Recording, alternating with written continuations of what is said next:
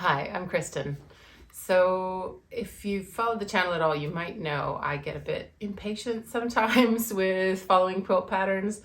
I want to get straight to the sewing. I don't want to be reading, the fabric requirements, trying to figure out if I have enough and cutting everything.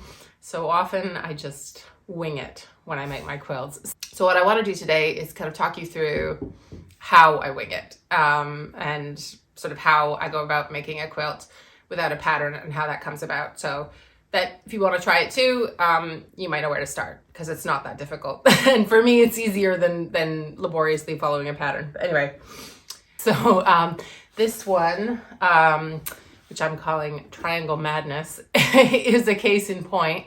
I'll show you a better photo of it. So basically it started with, I think the video I did a while back about my Accuquilt Die collection. And I was going through and I realized how many of the dies I actually hadn't used yet.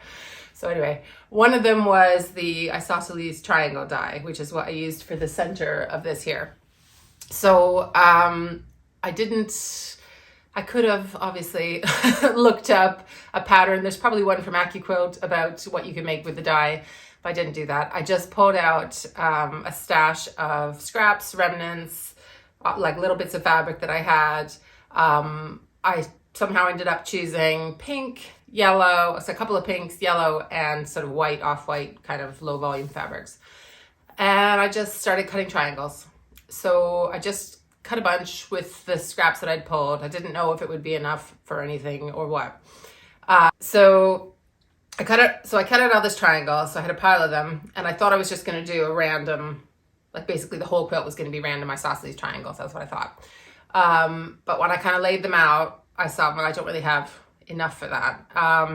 But anyways, so I just started sewing them in pairs. So I lined up the corner. There's like on the die, you don't have to clip the corners on the triangles, which is what is really good. So you know exactly where to line it up. I'll show you a little video. Okay, so I'm going to show you how we join the triangles together. I was so excited to get started. I didn't actually film when I was joining the pairs. So this is one that I cut short. So I'm not actually using this. It's not the same size as this guy. So he's a bit short here, but I can just show you how I would line it up if I was just doing these two, right? So, so you see it's got these little edges. So you don't have to trim anything when you're finished. So you just line up that edge with the one at the bottom. Hopefully you can see that. And then you'd sew at a 1/4 inch. So that's my 1/4 inch there. So you'd kind of start at the point and go across. Now you can do it either this way or flipped over, just keep it consistent, as I'll show you in a second in the video. And then here, so what I'm actually going to do right now is join this one to a pair I've already got. So it's the same. I'm going to line it up here. And just line it up down there. And then I'm going to do my 1/4. So I'm chain piecing. There's some already here that I've been doing. So I'm just going to keep going.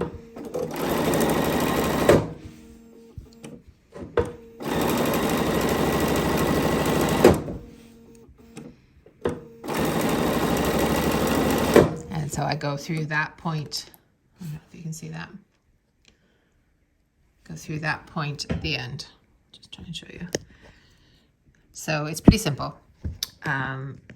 Anyway, so I pieced them in pairs. Now, if I was going to do that part again, I would probably make sure I was always putting the same, like orienting it the same way on top when I was chain piecing, because I ended up with sort of part rows going in opposite directions and it felt like I couldn't match them up. But actually I think I could have if I was just adding like a third one to either one, that it would end up matching up. But it would be easier if you just did them all in the same direction, and then you can always just move them around and do whatever with them. But anyway, I sewed them all in pairs, pressed them, and then kind of laid them on the floor and tried to figure out what kind of layout I could do, what I had enough for. And I kind of lost interest at that point in cutting triangles, and I couldn't see any other bits of scraps that were exactly the colors that I wanted for this quilt. So I was like, okay, I think I'm done with the triangles. So I was thinking maybe I could make the triangles into a triangle or whatever, and I just played around and figured out I could make basically a hexagon shape.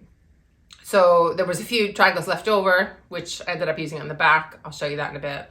But anyway, so I just laid them all out, figured out how many triangles I needed per row. So I pieced all of those, and then it was a case of like, well, how am I going to do the background fabric?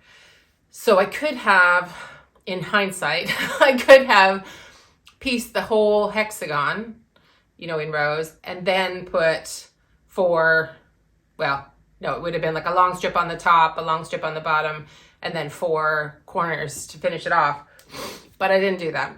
I had some white strips of cotton. It was from some other eBay haul. I don't know what the person was making. They ended up with, so the strips were, I don't know, 6, 7, they were wider than, so the triangles were 5.5 inches tall.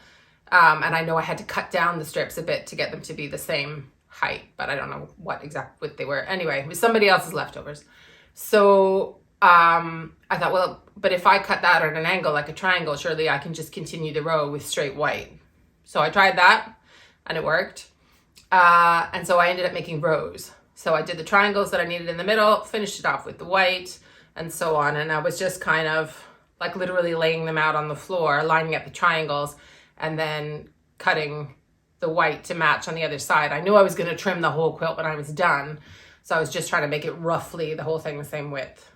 So there weren't any kind of strict measurements. I will for the blog, I always do a blog post, usually I do a blog post after my videos. So I will sit down with my quilt and try to do the measurements in case you want to try and recreate it and you need that. So I'll try and do my best to write that down for you. Anyways, so I had my rows, basically pieced those all together and decided I wanted it to be a little bit longer. So I had some sort of off-white, what's the name of the fabric? It's like that speckles one. It looks like swirly dots. It might even be called speckles. Anyway, and I think it was 6.5 inch strips I cut. I think I used my strip cutter for that, so that's probably what it was. So that was sort of a border at the top and the bottom, but not at the sides. So it was just to make it longer. So that was the quilt top. So that whole thing didn't take that long. So that was like maybe 2 or 3 evenings, three evenings, can't remember. And then it was the case of, well, what am I gonna do for the quilt back? I didn't have any big pieces that were quite the right thing. So I was like, well, I've got lots of funny shaped scraps from cutting these triangles, because you do end up with strange scraps. So I'm like, okay, well, maybe I could do a sort of improv braided quilt block thing on the back. So I did do a video about that when I was in the process of it. So I started making all these improv braided blocks and some other kind of blocks, and I was going to use up the triangles, and I think I made some half square triangles and flying geese and was just making all sorts of random blocks. I was having lots of fun, basically. And then one of the blocks I made was like a kind of a crumb piece triangle, and then I'd put a border of, it was actually old duvet cover fabric that was left over from the back of another quilt, and there was some of that in the front of this quilt as well. It's this one with the kind of botanic things. Anyway, so, and then I kind of liked that triangle shape, and I was like, So what I ended up doing was piecing all the leftover triangles as one row along one side of the triangle, and then started to cut those improv braided blocks that I'd made into longs and piecing them into longer strips. No set measurements, nothing like that. Just making them into long strips so they were long enough to be the next like line or row around the triangle, if you know what I mean. So it was like a log cabin around a triangle. Go one way, go the other way, across the seam, you know. And I would alternate that with a white or a low volume fabric or whatever. So I was hunting all the way around my sewing room for what I could piece together that would be long enough.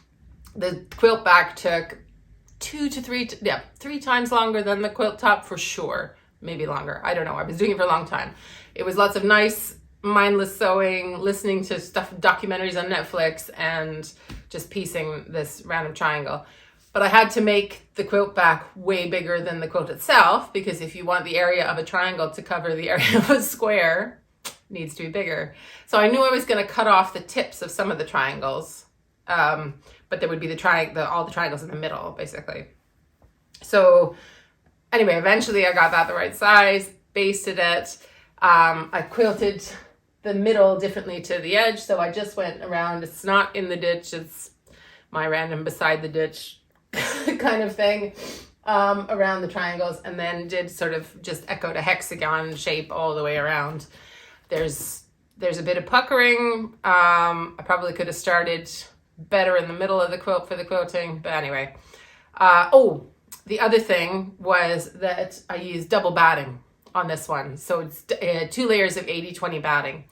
And that was because although both sides are light, there's some hot pink, and I thought, the placement of that hot pink might shine through to the other side.